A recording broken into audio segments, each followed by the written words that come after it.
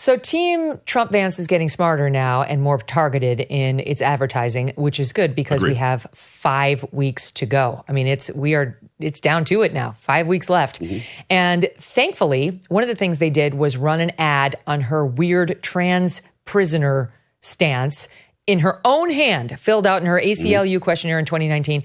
During NFL, I don't watch the NFL, during NFL Sunday Night Football. I know it happened there because I heard Charlamagne say it, but here's the ad that they ran. Kamala supports taxpayer-funded sex changes for prisoners. Surgery. For prisoners. For prisoners. Every transgender inmate in the prison system would have access. It's hard to believe, but it's true. Even the liberal media was shocked Kamala supports taxpayer-funded sex changes for prisoners and illegal aliens. Every transgender inmate would have access. Kamala's for they, them. President Trump is for you. I'm Donald J. Trump, and I approve this message. And here's Charlamagne the God reacting. Watch this.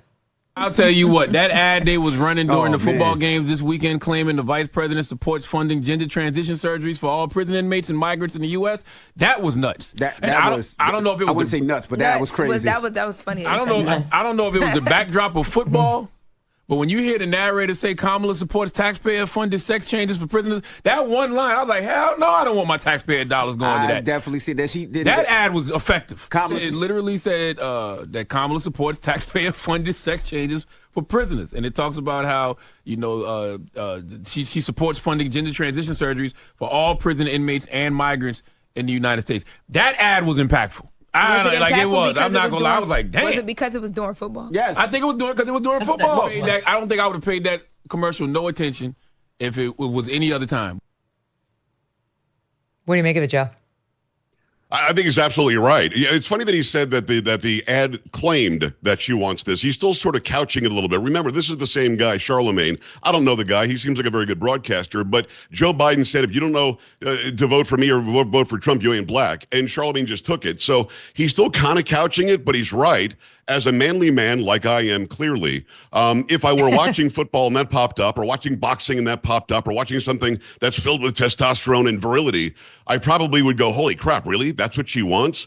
And the fact is, that's what she wants. That's what she's always wanted. And Megyn, it's never made any sense to me why that side thinks catering to less than 1% of all population about this trans stuff. It never made any sense why they keep on doing that. Why did she sign that thing? Why did she run on that? Why did she say that in the debate? I don't get why they do it. I think they think they'll get the broad LGBTQ XYZ 1, 2, 3 people to then vote for them.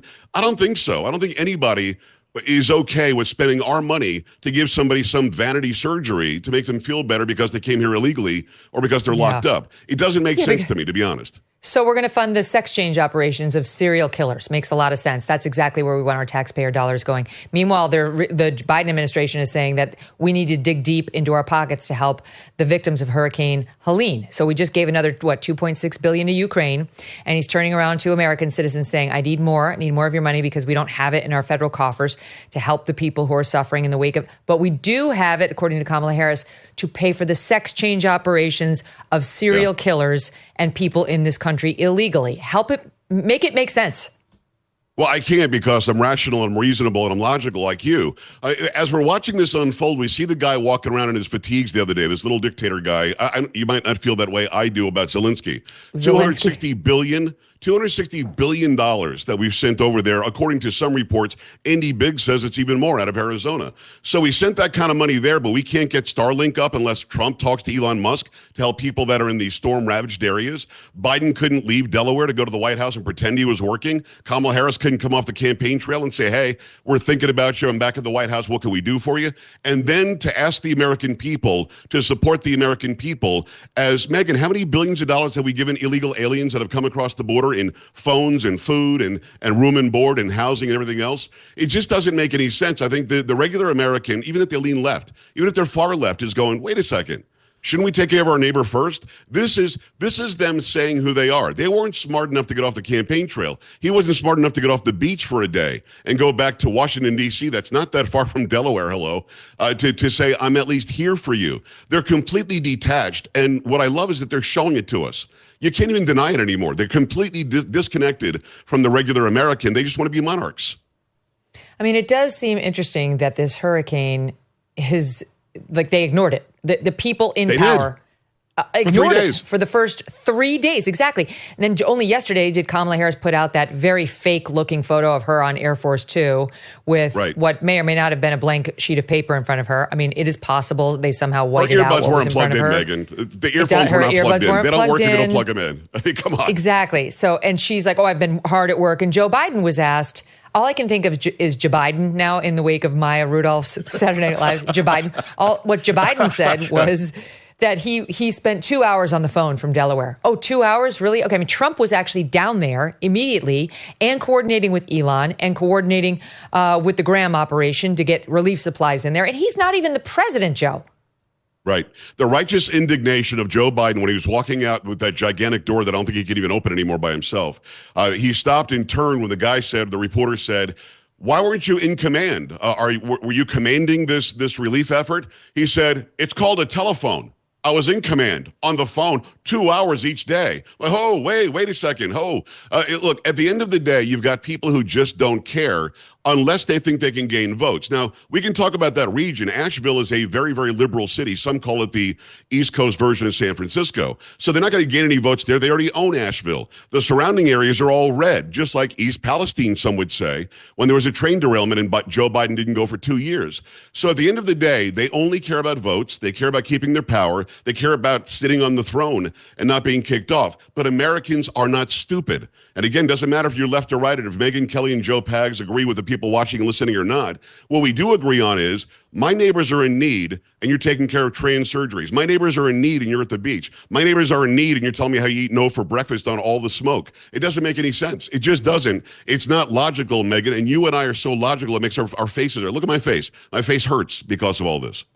Mm-hmm. The I eat no for breakfast thing is a lot to digest. It really is. I mean, so to speak, pardon the pun. Do you owe back taxes?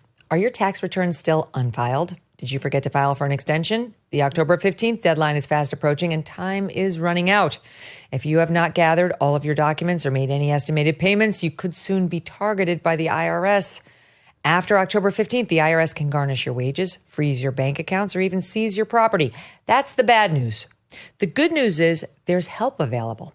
Tax Network USA, a nationwide tax firm, has helped taxpayers save more than $1 billion in tax debt. They have filed over 10,000 tax returns and assisted thousands in reducing their tax burdens. And they can help you too. Don't wait. Visit tnusa.com/Megyn or call 1-800-958-1000 for a free consultation. They will guide you through a few simple questions to determine how much you can save. Take action now before it's too late. Visit tnusa.com/Megyn or call 1-800-958-1000. Thanks so much for watching. If you like what you just saw, hit the subscribe button for more clips and full episodes.